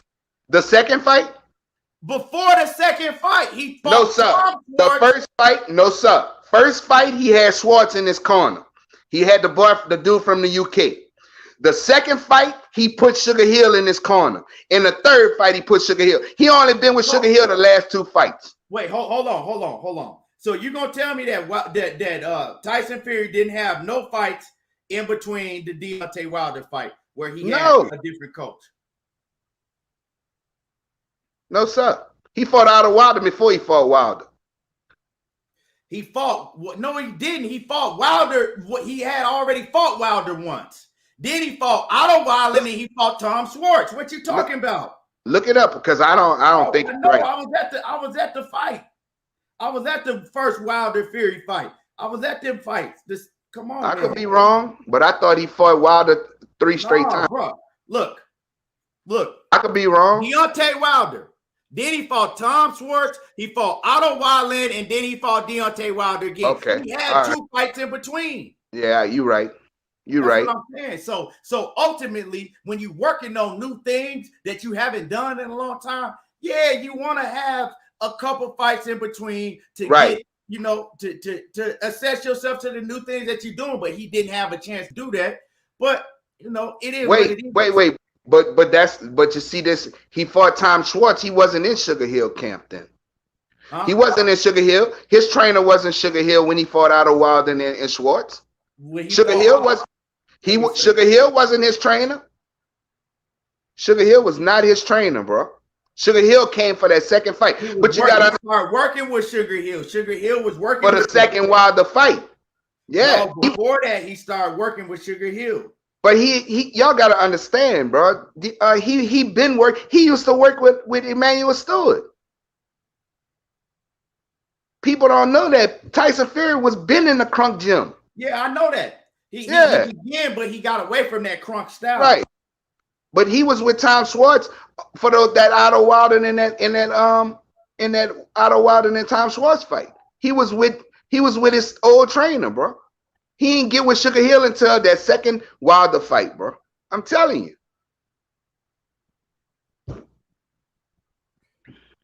I know he was working with Sugar Hill. In the second Wilder fight. Working with Sugar Hill. But he already had that. that crunk gym style before he started being from long time ago when he used to be in a crunk gym. So it wasn't a big conversion for him. You know what I'm saying? But basically, you all I'm saying is when you're working on new things like Wilder was implement, you want to have a couple fights in between. You don't want to just get in there with the motherfucking best heavyweight in the world, but he ain't had no choice. So But I mean, you had 18 months to train, bro, and there's no way for 18 months, bro, that you supposed to get tired after the second round, bro. There's no. You say that it was because he got hit, he never recovered with his equilibrium. That I can't tell that. I can't say that man is lying. Whatever it is, stamina does play a big issue on why you get to fight sloppy and whatever it is. Stamina does play a big issue, right? It does play a big issue. So whatever you need to be doing so you can recover from these. When you are in tip-top condition, you do recover a lot faster. So absolutely. You could be right. I'm not telling you that you're not right. I'm not right. I'm just saying that I don't know. That's why I was so disappointed, bro. I thought I was gonna see something different, and I saw the same shit: pulling your head straight back, not bringing your hands up to your head, not fucking holding your hands up here, holding your hands down. Where that big tall motherfucker can pop you in your face. You don't turn. Everything go out the door when you tired, bro. Everything. Yeah, I didn't like the defensive flaws at all. Like I didn't like that shit at all. Like just doing the same thing over and over, putting your hands straight out and going straight. Pulling back in a straight line. I didn't like that. Not giving no angles because I've seen him give angles before. But he, I don't know. He got away from it. When you get tired. You're not doing nothing that you just sloppy when you get tired. And he's robotic. You know what I'm saying? He's not fluid. He's a robotic fighter, bro. But you gotta take your hat off to him as far as his heart. No question about it. He got a big, brave heart. No question. I'm not doubting that. But bro, the definition of insanity and being a fool is doing the same thing and expect a different result. And then we also know that his hand was broke. He broke his hand. He suffered a bad break. And I believe it was in the third or the fourth round. He suffered a bad break. I actually talked to his dad in the hotel. Me and his dad, we had a good long conversation. His dad, shout out to his pops. His pops is hella cool. And he was like, yeah, my son in the hospital right now. He said, don't nobody know. He said he broke his hand real bad early in the fight.